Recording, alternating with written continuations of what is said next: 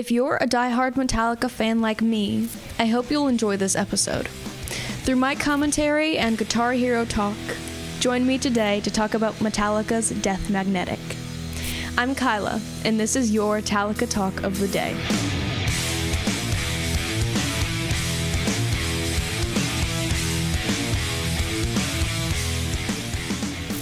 Yeah, I'm aware I skipped over an album, but if you want to hear my talking points on it, go listen to my episode 5. I know I say this every single time, but Death Magnetic is genuinely one of my favorite Metallica albums. There's no skips on this album. Each and every song is magnificent, and every riff, every vocal part, it's an all-around wonderful album. And speaking of all the songs, the track list in order is That Was Just Your Life, The End of the Line, Broken, Beat, and Scarred, The Day That Never Comes, All Nightmare Long, Cyanide, The Unforgiven III, The Judas Kiss, Suicide and Redemption, and then finally My Apocalypse. Now we're going to be introducing a new band member. Wow, woohoo, let's go. Okay, so 3 of the band members would stay the same, and those 3 would be Kirk Hammett on lead guitar, James Hetfield on rhythm guitar and vocals, and Lars Ulrich on drums. Now the bassist. Our new bassist is Robert Trujillo.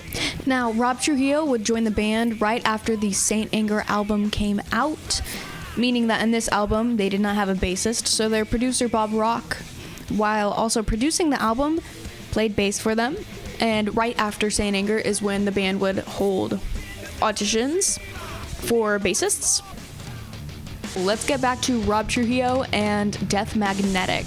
This album came out in 2008, which is wildly 18 years ago. My personal favorite song from this album is All Nightmare Long. It gets stuck in my head approximately every single day. And in that song, there are a lot of riffs that Rob Trujillo actually came up with. One of my favorite riffs from this song, both while I'm listening to it and playing it on guitar, is the riff kind of in between the verse and the chorus. And it is so fun. It's like Rob took his flamenco guitar knowledge and then shoved it into metal. And it is so fun to listen to, and I'm gonna play it right now.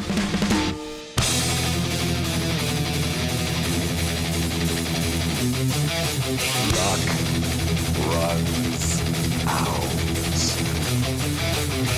Crawl from the wreckage one more time. Another song that I really enjoy is The Unforgiven III.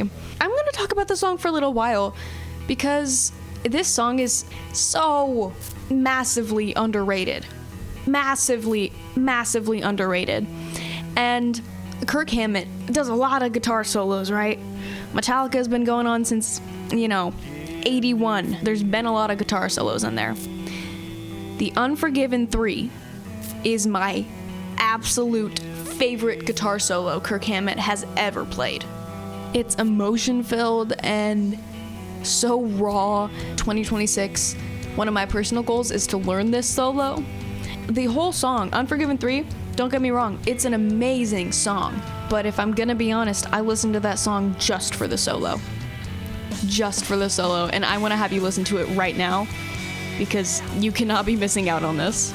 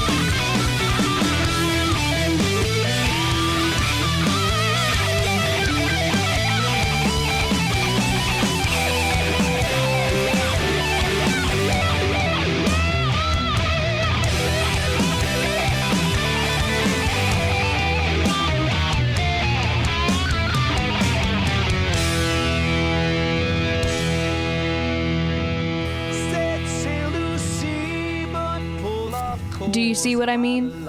And people say Kirk Hammett can't play guitar. I just don't think those people have dug into Metallica as much as I have. I don't think a lot of people have dug into Metallica as much as I have, if I'm gonna be honest. Another fun riff, another Kirk Hammett riff actually, from My Apocalypse is the Bree solo riff. It's so fun to play. And fun fact, I got a wah pedal for my guitar for Christmas this year. It made me so happy that I could actually play this riff on guitar and make it actually sound like Kirk Hammett. I think every day I'm just slowly morphing into Kirk Hammett, but that's fine. Could be a lot worse. Anyway, I'm gonna play that riff for you right now.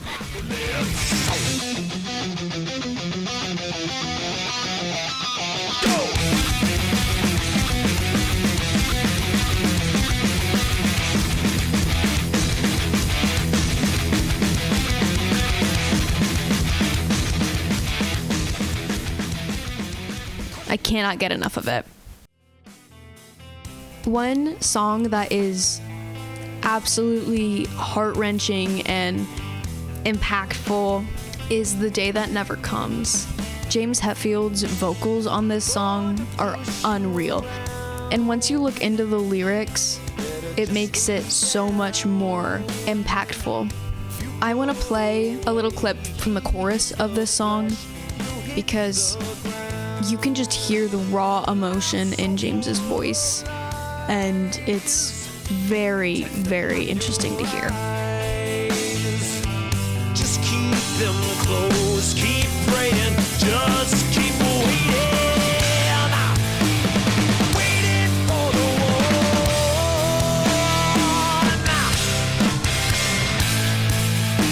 The day that never comes.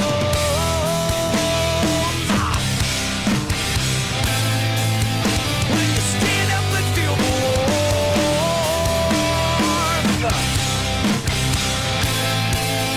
But the sunshine never comes.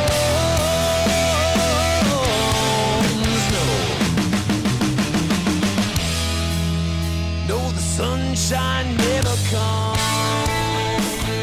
Now, I've mentioned that the Unforgiven III is a massively underrated song, but the whole album in itself is massively underrated.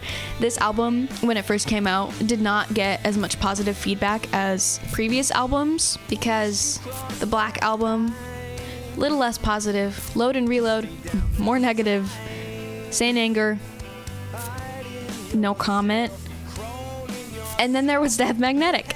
After Saint Anger, people had such low expectations for their upcoming albums. The difference from Saint Anger to Death Magnetic is utterly mind-blowing.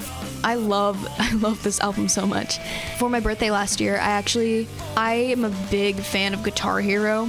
If you don't know what it is, look it up, because why don't you know what Guitar Hero is? But I got it from my Wii. Yes, I still have a Wii. I know, I'm dating myself. But I got Guitar Hero Metallica. This came out in 2009, and it has a ton of songs from Death Magnetic, which honestly made me listen to the album even more than I already had, and also made me realize that Guitar Hero can be harder than actual guitar, which is an odd fact, but still remains true. Well, that's a wrap for today. I hope you'll join me next time to talk about two of Metallica's more recent albums, featuring some of my favorite songs. Until next time, keep calm and listen to Metallica.